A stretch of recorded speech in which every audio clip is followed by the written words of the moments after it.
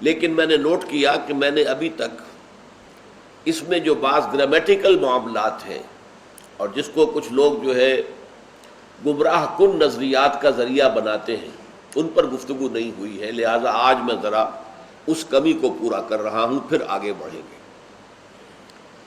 دیکھیے فرمایا هو الذی ارسل رسولہ، یہ ہوا ضمیر ہے، وہی ہے۔ اس ضمیر کا مرجع کون ہے؟ کس کی طرف یہ ضمیر اشارہ کر رہی ہے؟ پچھلی آیت میں تھا یریدون لیطفئوا نور اللہ بافواہہم واللہ متم نورہ ولو کرہ الکافرون۔ یہ یہودی اس پر تلے ہوئے ہیں کہ اللہ کے نور کو اپنی منہ کی پھونکوں سے بجھا دیں، لیکن اللہ اپنے نور کا اتمام فرما کر رہے گا، خواہ یہ کافروں کو کتنا ہی ناپسند اور ناگوار ہو۔ یہ جو اللہ کا لفظ آیا ہے پچھلی آیت میں، وہ مرجع ہے هو الذی، وہی تو ہے جس نے کہ بھیجا ارسل رسولہ، اپنے رسول کو۔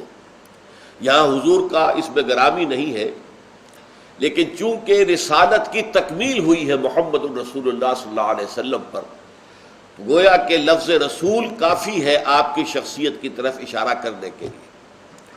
وہی تو ہے اللہ جس نے بھیجا ہے اپنے رسول کو صلی اللہ علیہ وسلم بالہدا، ہدا ہدن رہنمائی، لیکن الہدا یہ الف لام جب آ جاتا ہے تو اب یہ اس میں نکرہ نہیں رہا بلکہ اس میں معرفہ ہو گیا۔ خاص ہدایت، کامل ہدایت، مکمل ہدایت، آخری ہدایت، نوع انسان را پیام آخری حامل او رحمت للعالمین۔ یہ ہے در حقیقت الہدا، the guidance, the complete guidance, the final guidance, that is Quran. وَدِینِ الْحَقِّ، اور صرف قرآن دے کر نہیں بھیجا گیا ہے بلکہ دین حق دے کر بھیجا گیا۔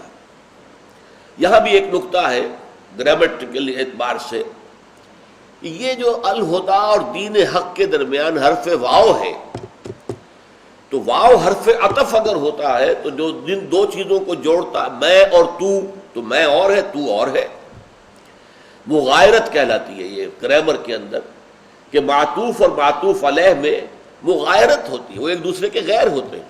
من و تو مٹا دیا میرے ساقی نے عالم من تو من اور ہے، تو اور ہے۔ لیکن یہ کہ یہاں پر حرف عطف لا کر، تو کیا قرآن، الہدا اور دین حق دو علیحدہ چیزیں ہیں؟ بظاہر جواب آتا ہے نہیں، دین حق در حقیقت قرآن ہی ہے، قرآن ہی دین حق ہے۔ نہیں، یہ واقعتاً ایک دوسرے کے مغایر ہیں۔ کیوں؟ کیونکہ نظام نہیں بنتا جب تک کہ قرآن پر سنت کا اضافہ نہ کیا جائے۔ قرآن کے ساتھ سنت جمع ہوتی ہے تو اب یہ جو مجموعہ ہے قرآن و سنت کا، یہ گویا کہ ایک حرف عطف کے حوالے سے معطوف بن گیا ہے۔ معطوف علیہ الہدا اور معطوف بدین الحق، اور فرق ہے ان دونوں میں۔ جیسے کہ آپ کو معلوم ہے قرآن میں کتنی مرتبہ آیا نماز قائم کرو، کیسے قائم کرو، یہ قرآن میں نہیں ہے۔ نماز کے اوقات کیا ہیں، یہ قرآن میں نہیں ہے۔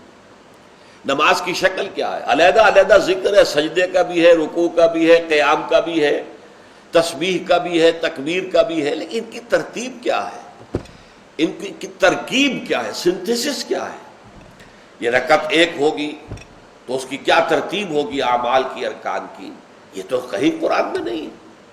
تو گویا کہ نظام صلاۃ وجود میں نہیں آ سکتا جب تک کہ آپ قرآن پر سنت کا اضافہ نہ کریں۔ لہذا الہدا پر جب تک کہ سنت رسول صلی اللہ علیہ وسلم کا اضافہ نہیں ہوتا وہ نظام نہیں بنتا۔ لہذا یہ دو چیزیں ہیں اپنی جگہ پر۔ هو الذی ارسل رسولہ بالہدا ودین الحق، الہدا قرآن حکیم اور دین حق، مکمل نظام زندگی۔